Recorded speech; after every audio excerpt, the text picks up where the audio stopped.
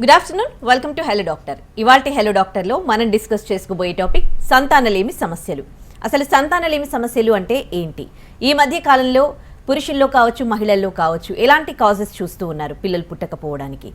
అలాగే పెళ్ళైన ఎంత కాలానికి పిల్లలు పుట్టకపోతే దాన్ని సంతానలేమి సమస్యలుగా పరిగణించాలి. అలాగే ఏవైతే కాజెస్ చూస్తూ ఉన్నారో వాటికి ఎలాంటి ట్రీట్మెంట్స్ ఉన్నాయి, IUI, IVF అంటూ ఉంటారు. ఇవి ఏంటి, ఎలా చేస్తారు, ఇవన్నీ డీటెయిల్గా మనకు తెలియజేయడానికి 49 సంతాన సాఫల్యత మరియు పరిశోధనా కేంద్రం నుంచి డాక్టర్ సుమవర్ష మనతో ఉన్నారు. వారిని అడిగి మరిన్ని వివరాలు తెలుసుకుందాం. Hello doctor, welcome to our studio. Thank you. So marriage అయిపోయాక అంటే ఎంత కాలానికి పిల్లలు పుట్టకపోతే దాన్ని సంతానలేమి సమస్యలుగా పరిగణించాలి? జనరల్గా ఈ మధ్య కాలంలో ఎప్పుడు మీ దగ్గరికి రావడం జరుగుతుంది మ్యారీడ్ కపుల్?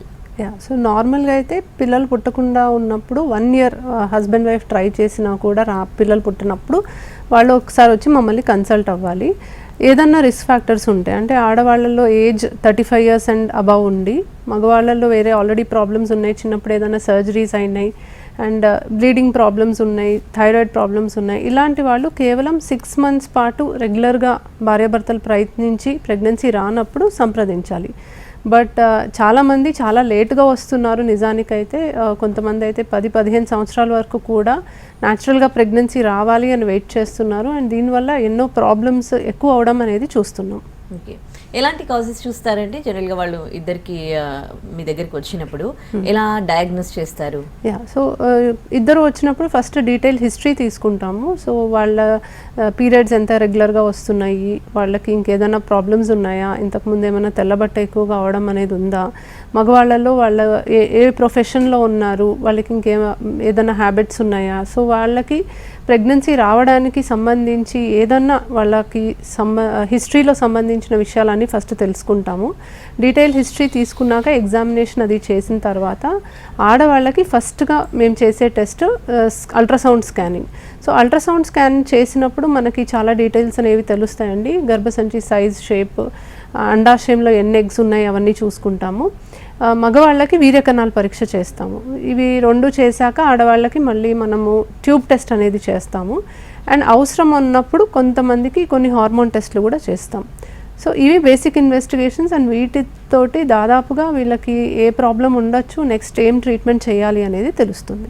ఓకే, సో మహిళలలో ప్రాబ్లమ్స్ గురించి మాట్లాడితే బేసిక్ ఇన్వెస్టిగేషన్ అయిపోయాక జనరల్గా ఈ మధ్య కాలంలో ఎక్కువగా ఎట్లాంటి కాజెస్తో పిల్లలు పుట్టకపోవడం మీరు చూస్తున్నారు? సో మహిళల్లో మోస్ట్ కామన్లీ మనం చూసింది యానోవిలేషన్ అంటే PCOD ప్రాబ్లం ఎక్కువగా చూస్తాము. ఇది కాకుండా ట్యూబల్ బ్లాక్స్ ఉంటాయి, గర్భసంచిలో గడ్డలు ఉంటాయి, అండ్ హస్బెండ్ వైఫ్ కలవడానికి చాలామందికి చాలా పెయిన్ అనేది ఉంటుంది, వెజైనిస్మస్ అని అంటాము. ఎండోమెట్రియోసిస్ అనే కండిషన్ చూస్తాము. గర్భసంచి సైజ్ అండ్ షేప్లో కొన్నిసార్లు ప్రాబ్లమ్స్ ఉంటాయి, అంటే అడ్డుగోడలు ఉండడము, లేదా మనకి 2 భాగాలుగా ఉండడము, గర్భసంచి సైజ్ చిన్నగా ఉండడము. అండ్ ఇప్పుడు చాలా కామన్గా ఎగ్ నంబర్ అనేది ముందే బాగా తగ్గడం అనేది చూస్తున్నాం. సో ఏజ్ ఎక్కువ అయ్యే కొద్దీ మహిళల్లో ఎగ్ నంబర్ తగ్గడం అనేది సహజమే, కానీ చిన్న ఏజ్లోనే ఎగ్స్ తగ్గిపోవడం అనేది చాలా కామన్గా చూస్తున్నాం. ఓకే, సో చాలామందికి PCOD అనేది చాలా కామన్ అయిపోయింది కదా. ఇప్పుడు టీనేజ్ దాటిన చాలా మందిలో మనం PCOD అనేది చూస్తూ ఉంటాం. కానీ వాళ్ళకి PCOD ఉన్న వాళ్ళకి పిల్లలు పుట్టకపోవడం అనేది అంటే అలా జరుగుతుందా? ప్రాబ్లం PCOD ఉన్న వాళ్ళందరికీ కూడా పిల్లల విషయంలో ఇబ్బంది జరుగుతుందా? సో PCODలో మనకు మెయిన్ ప్రాబ్లం ఏంటంటే ఎగ్ అనేది టైంకి రిలీజ్ అవ్వదు. సో ఎగ్ పెరగడం, రిలీజ్ అవ్వడంలో ప్రాబ్లం ఉంటుంది కాబట్టి డెఫినెట్లీ సంతానలేమి సమస్యలు అనేవి చూస్తాము. కానీ PCOD ఉంటే ఖచ్చితంగా వీళ్ళకి ఇన్ఫర్టిలిటీ ఉంటుంది, ప్రెగ్నెన్సీ రాదు అని కాదు. సో ఎగ్ అనేది ఒక్కొక్కసారి లేట్గా రిలీజ్ అయినప్పుడు వాళ్ళు ఆ టైంలో హస్బెండ్ వైఫ్ కలిస్తే ప్రెగ్నెన్సీ రావడానికి స్టిల్ ఛాన్స్ ఉంటుంది. కాకపోతే రెగ్యులర్ సైకిల్స్ వచ్చే వాళ్ళతో పోలిస్తే వీళ్ళకి అవకాశం అయితే తక్కువే ఉంటుంది. సో PCODలో మనం చూస్తాము పీరియడ్ అనేది 1.5 monthsకి 2 monthsకి ఒక్కొక్కసారి మెడిసిన్ వేసుకుంటే తప్ప పీరియడ్ రాదు అన్న సందర్భాలు ఎన్నో ఉన్నాయి. సో దీన్ని బట్టి మనకి ఐదర్ డిలేడ్ ఓవ్యులేషన్ జరుగుతుంది లేదా యానోవ్యులేషన్ అనేది ఉంటుంది. సో డిలేడ్ ఓవ్యులేషన్ కనుక జరిగితే స్టిల్ న్యాచురల్ ప్రెగ్నెన్సీకి ఛాన్స్ ఉంటుంది, బట్ ఛాన్స్ తక్కువ ఉంటుంది. అండ్ ఓవ్యులేషన్ జరగట్లేదు అంటే మాత్రం వీళ్ళకి ఖచ్చితంగా ట్రీట్మెంట్ అవసరం పడుతుంది. కేవలం ఒక్క పీసీఓడితోనే పిల్లలుకి ఇబ్బంది అయిన కేసెస్ మీరు చూసారా? ఒకవేళ అట్లాంటి కేసెస్లో ఎట్లాంటి ట్రీట్మెంట్ ఇవ్వడం జరిగింది? సో మహిళల్లో ఇప్పుడు చూస్తే 10 మందిలో 3-4కి పీసీఓడి ఉండడం అనేది చూస్తున్నాం. సో అది చాలా కామన్. అండ్ కేవలం పీసీఓడి సమస్య వల్ల ప్రెగ్నెన్సీ రాకపోవడం కూడా చాలా కామన్గా చూస్తాము. బట్ పీసీఓడి సమస్య చాలా సింపుల్గా ట్రీట్ చేయొచ్చు. సో వాళ్ళకి మెయిన్ లైఫ్ స్టైల్ మోడిఫికేషనే చాలా ఇంపార్టెంట్. సో రెగ్యులర్ ఎక్సర్సైజ్ చేయడం, హెల్దీ ఫుడ్ తీసుకోవడం, స్ట్రెస్ తగ్గించుకోవడం, నిద్ర సరిగ్గా ఉండడం, ఇలాంటి లైఫ్ స్టైల్ మోడిఫికేషన్తోనే వాళ్ళకి సైకిల్స్ రెగ్యులరైజ్ అవ్వడానికి అవకాశం ఉంటుంది. అండ్ సహజంగా ప్రెగ్నెన్సీ రావడానికి కూడా అవకాశం ఉంటుంది. సో మనం ఏ ట్రీట్మెంట్ పెట్టకుండా కూడా జస్ట్ లైఫ్ స్టైల్ మోడిఫికేషన్తో కూడా వాళ్ళు కన్సీవ్ అవ్వడానికి చాలా అవకాశం ఉంటుంది. దీంతో పాటు మనం కొన్ని మెడికేషన్స్ పెడతాము, ఓవ్యులేషన్ ఇండక్షన్ డ్రగ్స్ అని అంటాము. సో ఆ మెడికేషన్స్ కూడా వాడితే ట్రీట్మెంట్ అనేది చాలా సింపుల్గానే అయిపోతుంది. సో పీసీఓడి చాలా కామన్ అయినా ట్రీట్మెంట్ కూడా చాలా సింపుల్గా చేయొచ్చు. సో యాజ్ అ డాక్టర్ నాకు పీసీఓడి సమస్య ఒకటే ఉంది, వీళ్ళకి ఈ కపుల్లో ఇంకే ప్రాబ్లం లేదు అంటే I'm happy actually, because treatment is very simple. Okay, ఇకపోతే ట్యూబల్ ప్రాబ్లమ్స్కి సంబంధించి మాట్లాడుకుంటే, అంటే ట్యూబల్ ప్రాబ్లమ్స్ అనేవి ఎందుకు వస్తాయి అసలు? అది అంటే మ్యారేజ్ అయ్యేంత వరకు కూడా ట్యూబల్ ప్రాబ్లమ్స్ ఉన్నది తెలీదా విమెన్కి? ఒకవేళ అంటే ఎన్ని రకాల ట్యూబల్ ప్రాబ్లమ్స్ మీరు చూస్తున్నారు? సో ట్యూబ్ అనేది మనకి ప్రెగ్నెన్సీ రావడానికి చాలా ఇంపార్టెంట్ స్ట్రక్చర్. ట్యూబ్లోనే మనకి ఎగ్ అండ్ స్పర్మ్ కలుస్తాయి, అంటే ఫర్టిలైజేషన్ జరుగుతుంది కాబట్టి ఇది చాలా ఇంపార్టెంట్ స్ట్రక్చర్. సో ఈ ట్యూబల్ ప్రాబ్లమ్స్ అనేవి ఎక్కువ శాతం ఇన్ఫెక్షన్స్ వల్ల వస్తాయి. సో ఇన్ఫెక్షన్స్ వచ్చినప్పుడు ట్యూబ్స్ అనేవి బ్లాక్ అవుతూ ఉంటాయి. సో దానివల్ల మనకి సంతానలేమి సమస్యలు అనేవి వస్తుంటాయి. సో దీంట్లో రకాలనైతే ఏం లేవు, యూజువలీ ట్యూబ్ బ్లాక్ అవుతుంది. సింగిల్ ట్యూబ్ బ్లాక్ అవ్వచ్చు, 2 ట్యూబ్స్ బ్లాక్ అవ్వచ్చు. సో సింగిల్ ట్యూబ్ బ్లాక్ అయినప్పుడు అట్లీస్ట్ మనకి న్యాచురల్గా ప్రెగ్నెన్సీ రావడానికి ఇంకా అవకాశం ఉంటుంది, బికాస్ 1 ట్యూబ్ స్టిల్ వర్కింగ్ కాబట్టి. బట్ 2 ట్యూబ్స్ బ్లాక్ అవుతే మాత్రం సహజంగా ప్రెగ్నెన్సీ రావడానికి ఇంకా వీళ్ళకి ఛాన్స్ ఉండదు. ఐయుఐ కూడా చేయలేము, IVF will be the only option. So tube test అనేది మనం యూజువలీ ప్రెగ్నెన్సీ రావట్లేదు అన్నప్పుడు చూస్తాము. సో సంతానలేమి సమస్య ఉంది అని గమనించినప్పుడే మనం ట్యూబ్ టెస్ట్ చేస్తాం కాబట్టి అప్పుడే బయటపడుతుంది. యాజ్ సచ్ దీనికి సిమ్టమ్స్ ఉండవు. ఇప్పుడు పీసీఓడి అనుకోండి, ఇర్రెగ్యులర్ సైకిల్స్, లేకపోతే మొటైల్ రావడం, హెయిర్ లాస్, ఇవన్నీ చూస్తాం. బట్ ట్యూబల్ ప్రాబ్లమ్స్కి యాజ్ సచ్ వార్నింగ్ సైన్స్ ఏమీ ఉండవు. మనము ప్రెగ్నెన్సీ రావట్లేదు అని టెస్ట్ చేస్తే తప్ప అది బయటపడదు. అంటే కాజ్ కూడా తెలీదా దానికి సంబంధించి? కాజ్ అనేది మనం తెలుసుకోవాలి అనుకుంటే వీ క్యాన్ తెలుసుకోగలము. బట్ ఎక్కువ శాతం ఇన్ఫెక్షన్స్ వల్ల ట్యూబ్స్ బ్లాక్ అవుతాయి. ఒక్కొక్కసారి అతుకులు ఏర్పడతాయి. మనకి ఇంతకుముందు ఏమైనా ఆపరేషన్స్ అయినా దానివల్ల అతుకులు ఏర్పడినా ట్యూబ్స్ బ్లాక్ అవ్వచ్చు. ఎండోమెట్రియోసిస్ అనే కండిషన్లో కూడా బ్లాక్ అవ్వచ్చు. లాప్రోస్కోపీ అనే ప్రొసీజర్ చేస్తే ట్యూబ్ బ్లాక్ ఎందుకైంది అని కొంచెం ఒక ఐడియా అయితే వస్తుంది. బట్ యూజువలీ ఎందుకు వచ్చింది అనేది చూసుకోవడం కన్నా కూడా ట్రీట్మెంట్కి ప్రొసీడ్ అవడమే బెటర్ ఆప్షన్. ఒకవేళ 2 ట్యూబ్స్ బ్లాక్ అయ్యాయి అనుకోండి, వాళ్ళకి పిల్లలు కావాలనుకోండి, ఏంటి ఆప్షన్ మరి?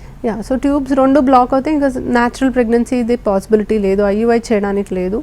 IVF is the only option. So ట్యూబ్లో ఫర్టిలైజేషన్ జరగాలి, అది బ్లాక్ అయ్యింది కాబట్టి జరగట్లేదు కాబట్టి దాన్ని ఆర్టిఫిషియల్గా మనం ల్యాబ్లో చేస్తాం. సో ఆడవాళ్ళకి శరీరం నుంచి ఆ ఎగ్స్ బయటికి తీసి భర్త కణాలతో కలిపి ఎంబ్రియోని మనం బయట తయారు చేసి డైరెక్ట్గా గర్భసంచిలో పెడతాం. ట్యూబ్లో జరగాల్సింది ల్యాబ్లో చేస్తాం కాబట్టి అలా చేసినప్పుడు ప్రెగ్నెన్సీ వస్తుంది. ఓకే, ఈ ఐవీఎఫ్ త్రూ బేబీ యాక్టివ్గానే జనరల్గా నార్మల్గా పిల్లలు ఎట్లా ఉంటారో అలాగే ఉంటుందో, వాళ్ళకి స్పెషల్ కేరింగ్ లాంటివి అట్లా తీసుకోవాలా?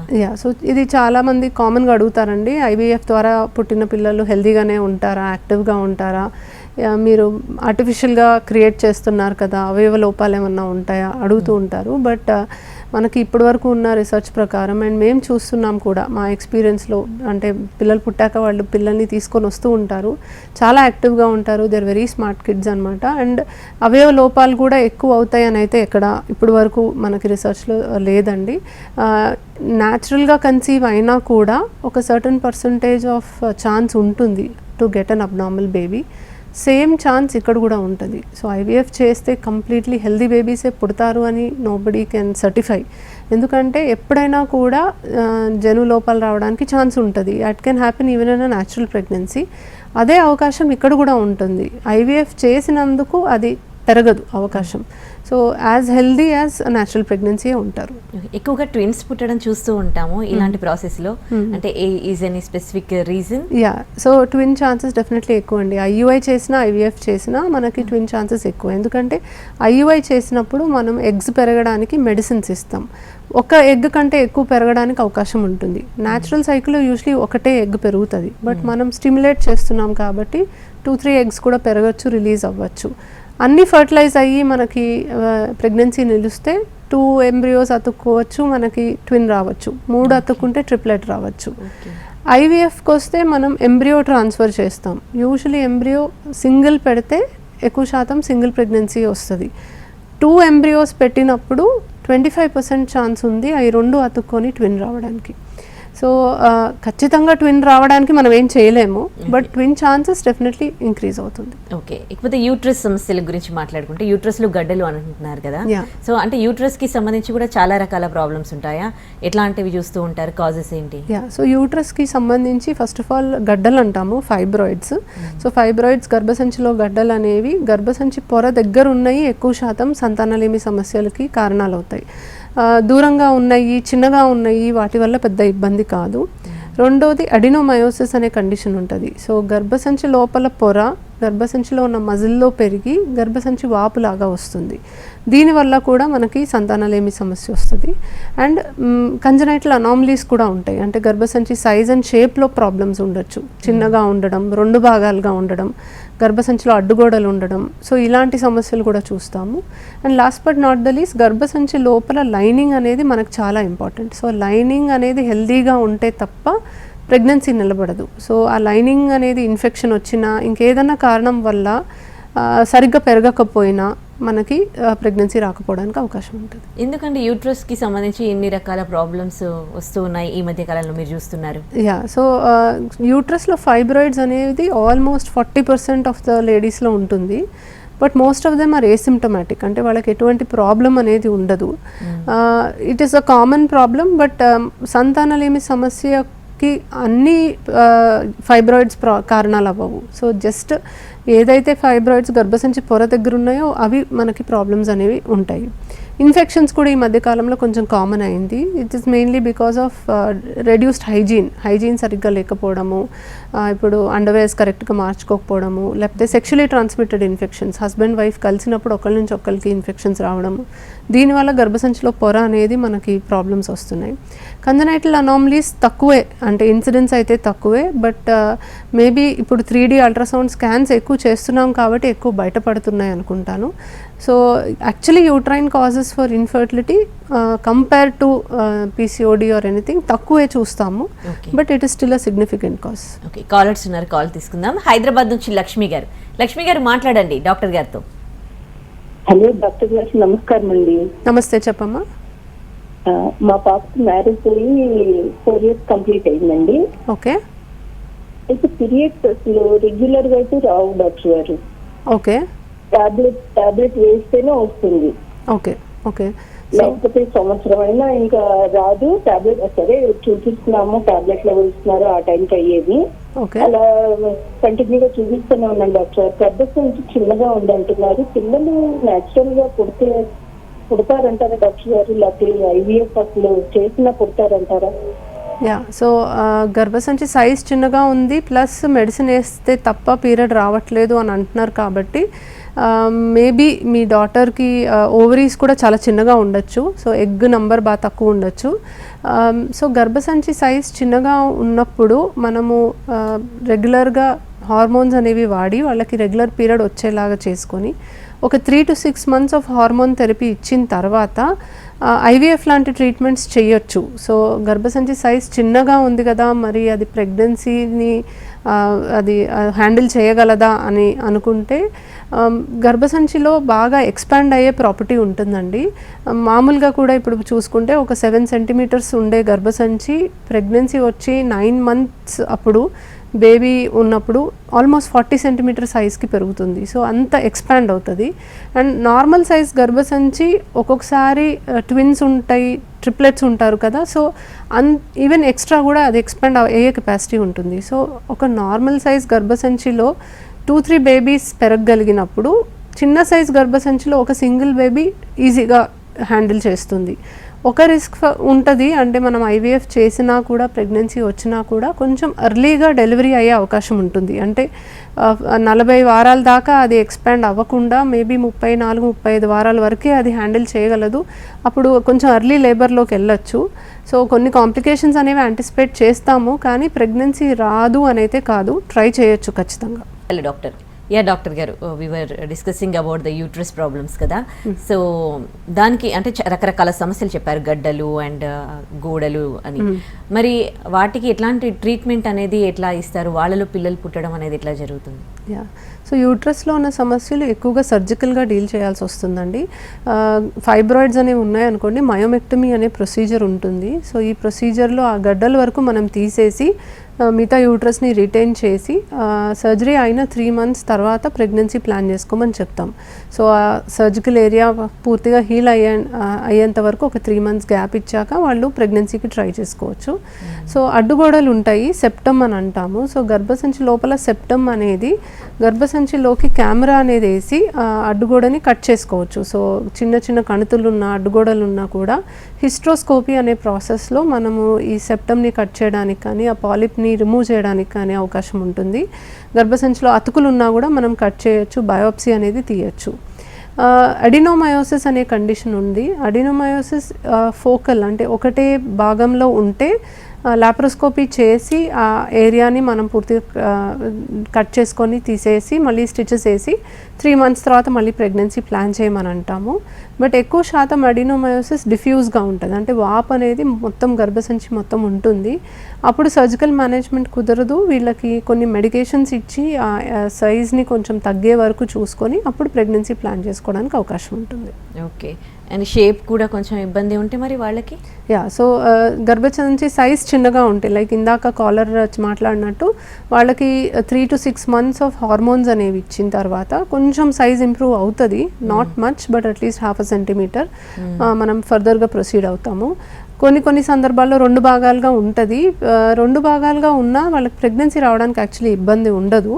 బట్ 3వ నెలలో గర్భసంచి ద్వారం కుట్టేసుకొని అండ్ వాళ్ళకి కొంచెం ఎర్లీ డెలివరీ అవ్వడానికి ఛాన్స్ ఉంటుంది. సో దానికి తగ్గట్టుగా కేర్ తీసుకుంటే సరిపోతుంది. ఓకే, ఇంకో ప్రాబ్లం కూడా చెప్పారు, ఎండోమెట్రియోసిస్ అంటే ఏంటి, దానికి ఎట్లాంటి ట్రీట్మెంట్ ఉంది? యా, సో ఎండోమెట్రియోసిస్ అనే కండిషన్లో గర్భసంచి లోపల పెరగాల్సిన పొర ఆ ఏరియాలో కాకుండా ఇతర ఏరియాలో అది గ్రోత్ అనేది ఉంటుంది. So it's not a normal thing. గర్భసంచి లోపల పెరగాల్సిన పొర అదే సెల్స్ అండాశయంలో పెరగచ్చు, ట్యూబ్స్ దగ్గర పెరగచ్చు, గర్భసంచిలో మజిల్లో పెరగచ్చు. అండ్ ఎవ్రీ మంత్ ఎప్పుడైతే పీరియడ్ వస్తుందో బ్లీడింగ్ అయినప్పుడు గర్భసంచిలో ఆ బ్లీడింగ్ అనేది మనకి బయటికి వచ్చేస్తుంది. బట్ వేరే భాగాల్లో ఎక్కడైతే బ్లీడింగ్ అవుతుందో అది అక్కడే ఆగిపోతుంది. కాబట్టి అండాశయంలో సిస్ట్ లాగా తయారవ్వచ్చు, గర్భసంచి బయట వైపు అతుకుల్లాగా ఫామ్ అవ్వచ్చు. సో ఈ రీజన్స్ వల్ల ట్యూబ్స్ బ్లాక్ అవ్వడం, ఓవరీస్లో ఎండోమెట్రియోసిస్ ఉన్నప్పుడు ఎగ్ నంబర్ అండ్ క్వాలిటీ తగ్గిపోవడం, అండ్ ఈ అతుకుల వల్ల న్యాచురల్ ప్రెగ్నెన్సీ రాకపోవడం అనేది కామన్గా చూస్తాం. సో ఎండోమెట్రియోసిస్ ఉన్నప్పుడు వాళ్ళకి పెయిన్ అనేది మెయిన్ సిమ్టమ్ ఉంటే వాళ్ళకి సర్జరీ చేసి మొత్తం క్లియర్ చేసి అప్పుడు ప్రెగ్నెన్సీకి ఫర్దర్గా ప్లాన్ చేస్తాము. పెయిన్ అనేది పెద్ద సిమ్టమ్ లేదు అని అనుకుంటే వాళ్ళకి ట్యూబ్స్ ఓపెన్ ఉన్నాయా లేదా చూసుకొని ఎగ్ నంబర్ చూసుకొని ఐయుఐ చేయాలా ఐవీఎఫ్ చేయాలా డిసైడ్ చేసి ప్రొసీడ్ అవుతాం. అంటే వీళ్ళకి ఐయుఐ ఐవీఎఫ్ త్రూనే అవుతుందా, నార్మల్గా కాదా? నార్మల్గా అవ్వదు అని కాదు, నార్మల్గా అయ్యే అవకాశం చాలా తక్కువ ఉంటుంది. ట్యూబ్స్ కనుక ఓపెన్ ఉండి ఎగ్ నంబర్ బాగుంటే కొంతకాలం ట్రై చేయొచ్చు. But most of the time endometriosis ఉండి న్యాచురల్ ప్రెగ్నెన్సీ రావడం కొంచెం తక్కువ ఛాన్సే ఉంటుంది. ఓకే, అలాగే ఎగ్ నెంబర్ కూడా తక్కువగా ఉండడం చూస్తూ ఉన్నారన్నారు కదా. సో మరి వాళ్ళకి ఎందుకు అసలు ఎగ్ నెంబర్ తగ్గుతుంది, ఎలాంటి ట్రీట్మెంట్ ఉంది? సో ఎగ్ నెంబర్ నార్మల్గా ఫిజియలాజికల్గా విత్ ఏజ్ తగ్గుతుందండి. నార్మల్గా అరౌండ్ 30 years వచ్చేపాటికే ఆ ఉమెన్ తన లైఫ్ స్పాన్లో ఉన్న ఎగ్స్ అన్నిట్లో కల్లా 10% మిగులుతాయి. And at the age of 40 it becomes 2%. So that is a reason pregnancy maximum 30 years లోపల ప్లాన్ చేసుకోమని చెప్తాం, because egg reserve is the best అనమాట. బట్ ఈ న్యాచురల్ డిక్లైన్కి విరుద్ధంగా చాలామందికి ముందుగానే ఎగ్ నెంబర్ తగ్గడం అనేది చూస్తున్నాం. There are various reasons. కొంతమందికి కొన్ని జెనెటిక్ ఇష్యూస్ వల్ల ఎగ్ నెంబర్ తగ్గుతుంది, కొంతమందికి కొన్ని ఆటోఇమ్యూన్ కండిషన్స్ ఉంటాయి, ఇన్ఫెక్షన్స్ వల్ల కొంచెం మనకి ఎగ్ నెంబర్ తగ్గచ్చు, అండ్ జెనెటిక్ ప్రీడిస్పోజిషన్ అంటే మదర్కి కూడా కొంచెం అర్లీగానే ఎగ్స్ తగ్గుండొచ్చు. బట్ ఆ జనరేషన్లో వాళ్ళు 20 years లోపలే ప్రెగ్నెన్సీస్ ప్లాన్ చేసుకోవడం వల్ల అది బయటపడకపోయి ఉండొచ్చు. సో ఇలా వేరియస్ రీజన్స్ అనేవి అయితే ఉంటుంది. అండ్ ఇప్పుడు ప్రజెంట్లీ లైఫ్ స్టైల్ చేంజెస్ వల్ల కూడా బాగా ఎగ్స్ తగ్గుతున్నాయి. సో పొల్యూషన్కి ఎక్స్పోజ్ అవ్వడం, ప్లాస్టిక్స్ ఎక్కువ వాడడం, సో ఇలాంటివన్నిటి వల్ల కూడా ఎగ్ నెంబర్ తగ్గడం అనేది చూస్తున్నాం. సో ఎగ్ నెంబర్ తగ్గింది అని అన్నప్పుడు వాళ్ళ ఏజ్ ఫస్ట్ కన్సిడర్ చేస్తాము. యంగ్ ఏజ్లోనే ఎగ్ నెంబర్ తగ్గింది అన్నప్పుడు ఒక 3 to 6 months వాళ్ళకి టైం ఇస్తాము న్యాచురల్గా కన్సీవ్ అవ్వడానికి కానీ విత్ మెడిసిన్స్ కానీ. అప్పటికి కన్సీవ్ అవ్వకపోతే ట్రీట్మెంట్కి ప్రొసీడ్ అవుతాం. బట్ ఏజ్ ఎక్కువ ఉంది, 35 years దాటాక ఎగ్ నెంబర్ తక్కువ ఉంది అంటే మాత్రం ఎక్కువ టైం వేస్ట్ చేయము. వీళ్ళకి మ్యాక్సిమం ఐవీఎఫ్కి ప్రొసీడ్ అవుతాం, ఏజ్ కూడా ఎక్కువ ఉంది కాబట్టి. లెసర్ ఏజ్లో IUI still an option, but 35 years above ఉండి ఎగ్ నెంబర్ తక్కువ ఉంటే ideally IVF is a better option. Okay, ఇక అంటే మహిళల్లో ఇలాంటివి సమస్యలు చూస్తే ట్రీట్మెంట్స్ చెప్పారు, మరి పురుషుల్లో ఎట్లాంటి ప్రాబ్లమ్స్ చూస్తున్నారు? యా, సో మగవాళ్ళల్లో మోస్ట్ కామన్గా సంతానలేమి సమస్యకి వారికోసీల్ ఇస్ ద రీజన్ అండి.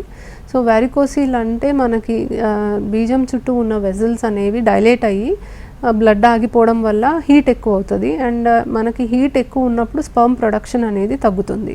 So most common causes varicocele. Apart from this infections ఉండొచ్చు, కొన్ని జెనెటిక్ రీజన్స్ ఉండొచ్చు, బీజం మామూలుగా పుట్టుకతో బయటికి జారి ఉండాలి, అలా జారి ఉండకపోవడం అనేది చూస్తూ ఉంటాము. ప్రీవియస్గా ఏదైనా సర్జరీస్ వల్ల మనకి ఏమైనా అబ్స్ట్రక్షన్స్ రావచ్చు, అంటే స్పర్మ్ ప్రొడక్షన్ జరుగుతుంది కానీ స్పర్మ్స్ బయటికి రావు. అండ్ ఎండోక్రైన్ ప్రాబ్లమ్స్ చూస్తాం, అంటే థైరాయిడ్ సమస్యలు ఉన్నా, షుగర్ సమస్యలు ఉన్నా కూడా మనకి స్పర్మ్స్ అనేది ఎఫెక్ట్ అవ్వడానికి అవకాశం ఉంటుంది. సో వేరియస్ రీజన్స్ ఉన్నాయి, ఎవాల్యుయేట్ చేస్తే తెలుస్తుంది. ఓకే, మరి వారికోసీల్కి వీళ్ళకి ఎట్లాంటి ట్రీట్మెంట్ ఇస్తారు? Yeah, వారికోసీల్ is a clinical diagnosis అండి. మనము ఏ గ్రేడ్ ఆఫ్ వారికోసీల్ అనేది ఫస్ట్ చూడాలి. గ్రేడ్ 3, గ్రేడ్ 4 వారికోసీల్ అయితే సర్జరీ చేయడం వల్ల వాళ్ళకి ఆ వారికోసీల్ని మనం కట్ చేసేస్తే they have a better chance, అంటే స్పర్మ్ ఇంప్రూవ్ అవుతుంది. గ్రేడ్ 1, గ్రేడ్ 2 వారికోసీల్కి surgery is not suggested, but కొన్ని మెడికేషన్స్ వాడతాం, యాంటీ ఆక్సిడెంట్స్ అలాంటివి వాడి వాళ్ళకి ప్రెగ్నెన్సీ త్వరగా రావడానికి ఐయుఐ అలాంటి ట్రీట్మెంట్స్ అనేవి ప్రొసీడ్ అయిపోతాం. So based on the grade వాళ్ళకి సర్జరీ అవసరం అయితే చేస్తాం, లేకపోతే మందులతోనే ట్రై చేస్తాం. థైరాయిడ్, హార్మోనల్ లాంటి సమస్యలు ఉంటే మరి ఏంటి treatment? Yeah, so thyroid is a simple thing అండి. వాళ్ళకి థైరాయిడ్ హార్మోన్ లెవెల్స్ నార్మలైజ్ చేయడానికి మెడికేషన్స్ అనేది ఇస్తాము. They have to keep monitoring, and ఆ లెవెల్స్ అనేవి మెయింటైన్ చేసుకుంటే it's not an issue at all. Same thing with even diabetes, sugar ఉన్నా కూడా మనము మెడికేషన్స్ వాడటము, రెగ్యులర్ వాకింగ్, ఎక్సర్సైజ్ లాంటివి చేసి షుగర్ లెవెల్స్ నార్మల్ మెయింటైన్ చేసినా కూడా it doesn't effect much. So any systemic disease for that matter definitely ఆడవాళ్ళలో అయినా మగవాళ్ళలో అయినా సంతానలేమి సమస్యకు కారణాలు అవుతాయి. బట్ అవి మనము ట్రీట్మెంట్ తీసుకొని మెయింటైన్ చేసుకుంటే it's not a major problem. Okay, మరి వీళ్ళలో కూడా మగవాళ్ళలో రీసెంట్గా ఎక్కువగా కౌంటింగ్ తగ్గింది అని వింటున్నాం కదా, సో వాళ్ళకి ఎట్లా మరి ఎట్లాంటి ట్రీట్మెంట్ ఇస్తారు? యా, సో కౌంట్ తక్కువ ఉంది అన్నప్పుడు ఎంత తక్కువ ఉంది అనే దాని మీద బేస్ చేసుకొని ట్రీట్మెంట్ ఇస్తాం. ఎవరికైనా కూడా ఇనీషియల్గా మెడికల్ మేనేజ్మెంట్ ట్రై చేస్తాము. సో కొన్ని మెడిసిన్స్, యాంటీ ఆక్సిడెంట్స్ అవి వాడతాము, అండ్ లైఫ్ స్టైల్ మోడిఫికేషన్ చెప్తాము. ఒక 3 months పాటు ఇవి వాళ్ళు ట్రై చేసిన తర్వాత ఒకసారి రిపీట్ చేసి చూస్తాం శాంపిల్ని. సో ఒక sperm production cycle almost 120 days పడుతుంది. సో ఆ టైం పీరియడ్ వరకు 90 to 120 days మనం మెడికేషన్స్ వాడి రిపీట్ చేసి చూస్తాం.